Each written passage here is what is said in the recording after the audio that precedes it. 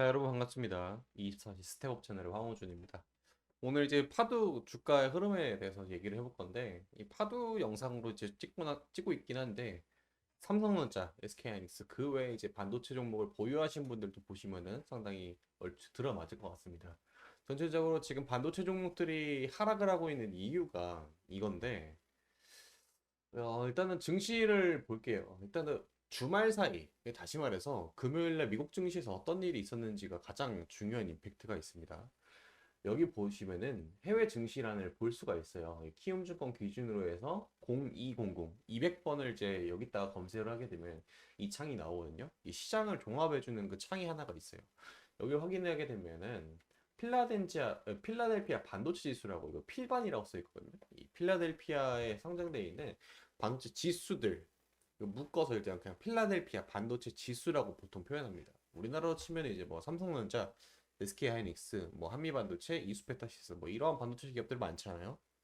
이러한 종목들을 하나로 묶어서 지수로 이제 만드는 거예요. 그래서 그 지수를 평균치를 냈더니 마이너스 3%가 하락을 하고 마감을 했다. 보면은 시장 전체적으로 봤을 때 테크주가 많이 들어가 있는 나스닥은 마이너스 1.56%잖아요. 이 정도 이제 변동성이 생기다라고 표현을 하는 건데 전체적인 테크주가 많이 있는 거는 1% 가까이 이제 하락을 하고 마감을 했는데 이제 반도체만 봤을 때는 마이너스 3% 정도 하락을 했다라는 겁니다. 그러면 이제 반도체 시장 자체에서 뭔가 이제 변동성이 있을 만한 이슈가 생겼다라고 보는 거죠.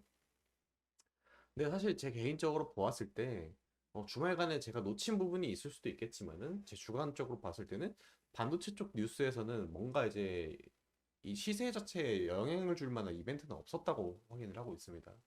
그럼 이제 왜 내렸냐인데 첫 번째로는 이제 전체적으로 이제 대형주가 많이 포함이 되어 있어요. 보통 이제 미국도 우리나라랑 비슷하게 반도체 종목들은 대형주가 많습니다. 당장 여러분들 머릿속에 IT 기업이나 빅테크 기업, 그러니까 기술주라고 생각하면 떠오르는 기업이 뭐가 있죠?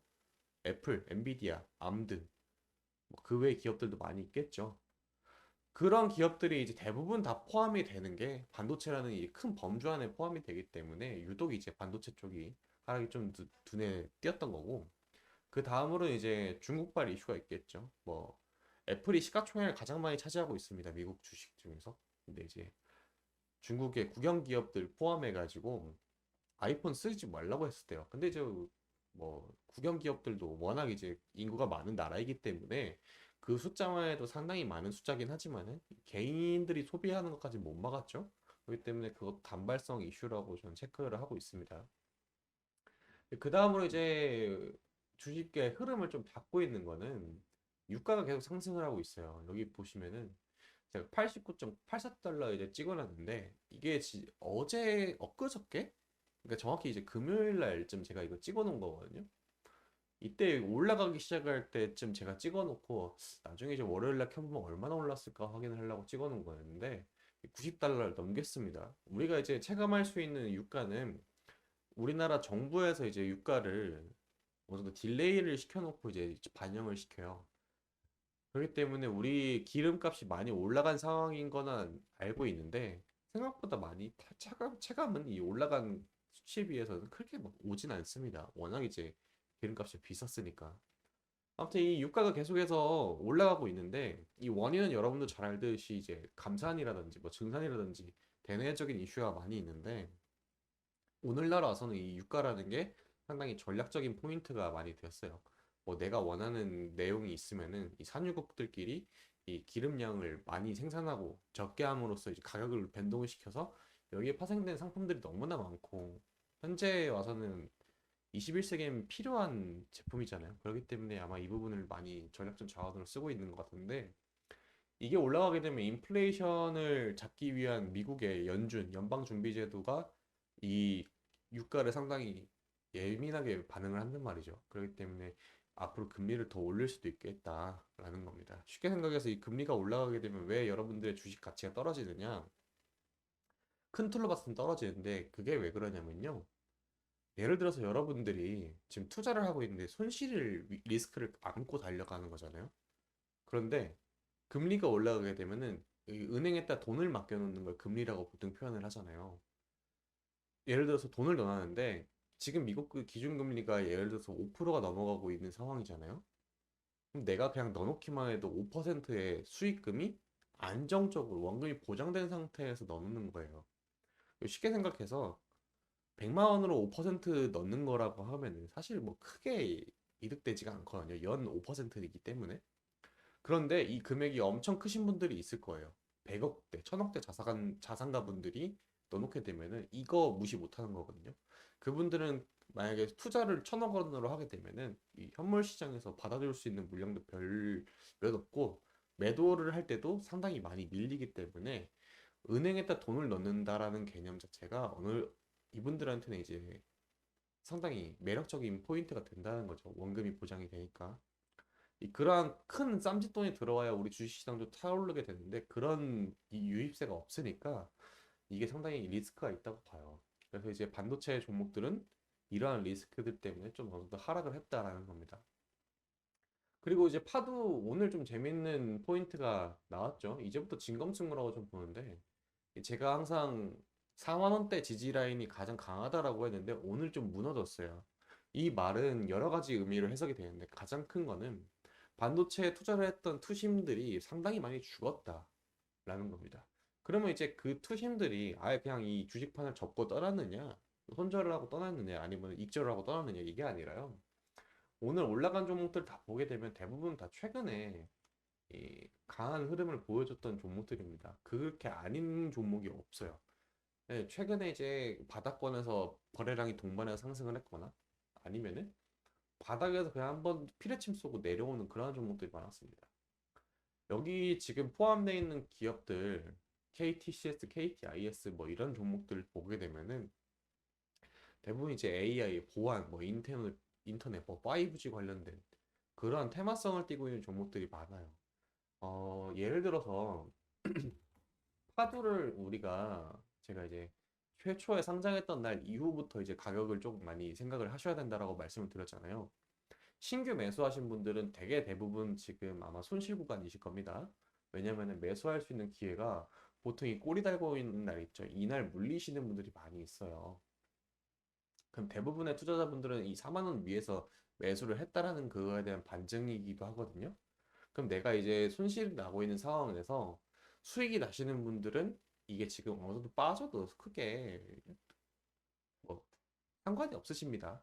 그런데 대부분의 사람들은 여기서 첫날 상한가를 가고 나서 이 다음날 상한가 도달하지 못하고 나서 종가가 마이너스로 되면은 여기서 무서워 대부분 다 정리를 나갑니다. 예. 그러신 분들이 다시 파도라는 종목을 다시 들어오기까지는 상당히 기간이 많이 걸려야 돼요. 그리고 이제 수급도 많이 몰려야 되고 폭발적인 상승이 보여줘야 내가 샀던 가격보다 일단 어느 정도 아래에 와야 이 기존에 손절 나갔던 사람들 심리적으로 이제 다시 매수하고 싶은 마음이 들거든요. 근데 이 부분이 있잖아요.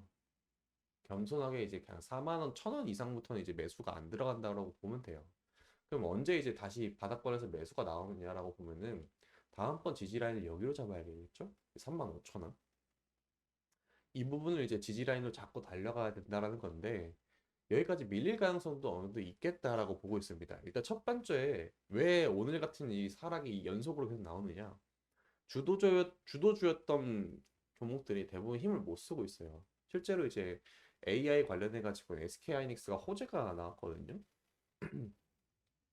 요건데 SK 하이닉스가 지금 미국에서 AI 관련돼 가지고 컨퍼런스가 진행이 되고 있어요.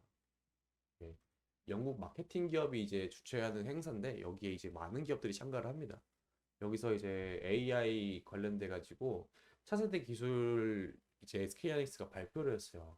근데 제가 항상 이 기사의 내용을 본질을 좀 봐야 된다라고 강조를 하고 싶은 게 보통 이제 대부분 마지막 줄이나 아니면 헤드라인 제목이 있어요. 근데 이 경우에는 이제 마지막 줄에 있죠. AI MX 이게 제품 이름입니다. 기존 GPU 대비 고성능 저전력 비용도 절감할 수 있는 솔루션이다. 앞으로도 인공지능 시대를 이끌어갈 메모리 기술 개발할 거다라고 했죠. 이게 사실 기술력이에요, 여러분들. 차세대 좋은 기술력을 갖고 있는 어떠한 반도체가 이제 나와도 실질적으로 계산할 수 있는 부분은 성능적인 부분하고 전력 소모량 이 부분이 강조가 된다는 거죠. 근데 지금까지 나와 있던 제품들은 그럼 다 사장시켜야 되냐? 그건 또 아닙니다. 워낙에 이제 발주를 많이 넣었어요. 역대급으로 이제 엔비디아가 발주를 가장 많이 넣었기 때문에 SK 하이닉스가 차세대 반도체를 냈다고 하게 되면은 그 다음 세대, 그 다음 제너레이션에서 이제 적용될 기술력이기 때문에 지금 당장 저거에 이제 지금의 주가로 반영되기는 어렵다라는 겁니다. 그럼 이게 어느 정도 이제 긍정적인 내용인데 어떻게 좋게 못 보겠느냐? 볼 수가 있죠. 오늘 우리나라 증시 밀린 비율을 좀 보면은 여기 나스닥 100 코스피 100 정도 이게 마이너스 1% 정도 지금 밀린 상황이거든요. 근데 삼성전자 마이너스 2% 빠졌고요. SK하이닉스도 비슷한 수준인데 마이너스 2.45 빠졌죠. 시장 평균보다는 좀 아래긴 합니다만은 그 다른 종목들에 비해서는 상당히 덜 빠졌다라고 평가를 할 수가 있어요. 그러면 SK하이닉스, 삼성전자가 저런 정도로 빠진다라고 하면은 다른 기타 반도체 종목들은 파도 이 정도 빠지는 거는 당연지사입니다. 뭐 한미반도체, 이스케타시스 뭐 이러한 종목들 보게 되면은 얼추 다 비슷하게 빠졌어요. 그렇기 때문에 지금 파두가 4만 원의 지지 라인을 깨고 내려왔다는 거는 어떻게 보면은 기존에 이날 첫 번째 상한가 이후 그리고 그 다음번 고가를 갱신하고 나서 손절이 나갔던 물량들이 다시 들어올 만한 자리라고 저는 생각을 하고 있습니다. 어쨌거나 항상 제가 생각하는 거는 이 AI 관련돼 가지고 파도의 제품인 SSD 컨트롤러 이 제품은 수요가 없을 수가 없는 제품이거든요. 계속해서 늘어는 날 거긴 한데 지금 단계에서는 지수 자체가 밀리기 때문에 어느 정도 이제 빠진 감이다라고 전 보고 있습니다. 만약에 저가 이제 파두라는 종목에 대해서 직접 투자를 한다라고 하면은 조금 더 시간을 들여놓고 확실해질 때, 그러니까 지금 당장 갑자기 내일 아침에 이렇게 올라갈 가능성도 없을 수가 없어요. 물론 있겠지만은 사실 그런 걸 기대하는 거는 물 받고 기도하기밖에 되지 않습니까? 그렇기 때문에 어느 정도 분할로 접근을 하되 지지라인 봉 몇 개 생겨나는지 몇 개 좀 더 나오는지 보고 거래량도 좀 체크해 보고 전체적인 이제 시장의 흐름도 좀 체크를 해보면 좋을 것 같아요. 우리가 지금 이제 명절이 다가오고 있잖아요. 이 명절이 우리나라만 지금 있는 게 아니라 외국에도 있습니다. 특히 그 우리나라 증시는요, 중국의 증시 영향을 진짜 많이 받는데, 이 증시 휴장일을 좀 보게 되면 네이버에 검색을 하세요, 여러분들. 하면은 9월달 일정이 나와요. 우리나라 이제 아시아권 문화에 있는 나라들은요, 이 9월달 보면은 우리나라랑 비슷하게 이제 연휴가 같습니다. 지금 중국도 이제 추석 비슷한 게 있어요. 그렇기 때문에 이 친구들도 꽤 길게 쉬어요. 저는 이제 8일 정도 쉰다라고 알고 있는데 한국은 휴가 붙이면 한 11일 정도 그냥 통으로 쉬어버리는 거죠. 그렇기 때문에 미국 증시에서 중간에 이제 발생했을 때 우리나라 연휴일 때 뭔가 이벤트가 발생하면 대처를 못 하잖아요. 그리고 연휴 때 이제 돈이 나갈 곳이 많으니까 이 물량들이 은근 무시 못 합니다. 때문에 그 부분이 지금 시장에 대형주 위주로 이제 수급이 들어오기에는 어느 정도 발목을 잡고 있지 않느냐. 아마 9월은 계속해서 이러한 흐름을 보여줄 가능성이 높지 않을까라고 저는 생각을 하고 있고, 여러분들 항상 제가 당부를 하고 싶은데, 절대 이제 몰빵식으로 투자를 하게 되면은, 이 심리적으로 우리가 주식을 하는 로봇이 아니기 때문에 흔들릴 수밖에 없어요. 9월달처럼 갑자기 돈이 많이 나갈 수도 있고, 아니면 내가 어딘가가 아파가지고 병원비가 갑자기 확 들어갈 수도 있는 것이고, 뭐 그런 이슈들이 있을 수도 있으니까 항상 여러분들 분할 매수로 좀 접근을 하시고 1년 365일 중에서 200일 정도는 장이 열립니다. 그 중에서 이제 반절 겸허하게 그냥 반절 정도만 50%에 달하는 이 날들만 수익 잘 내고 잘 하면은 여러분들 돈 버는데 큰 문제 없으니까 항상 성공 투자하시고요. 제가 이제 전달하는 내용들은 참고로 정도로만 생각하시면 좋을 것 같습니다. 오늘 이제 파도에 대해서 그리고 이제 반도체 전체적인 시황에 대해서 알아봤는데, 사실 이 반도체 기업들의 이슈는 거의 매일매일 나타나는 게 아니에요. 저는 이제 전체적인 틀을 좀 봐야 되는 시기라고 생각하고 있기 때문에, 어, 파도 종목 자체에서 뭔가 이벤트가 발생을 하게 되면 제가 그거에 대해서도 다룰 테니까, 혹은 여러분들이 보고 나서 이건 좀 다뤄주시면 좋겠다라고 하는 부분이 있으면 댓글에 남겨주세요. 제가 그거 영상 따로 촬영해서 올려드리도록 하겠습니다. 오늘도 시청해주셔서 감사합니다.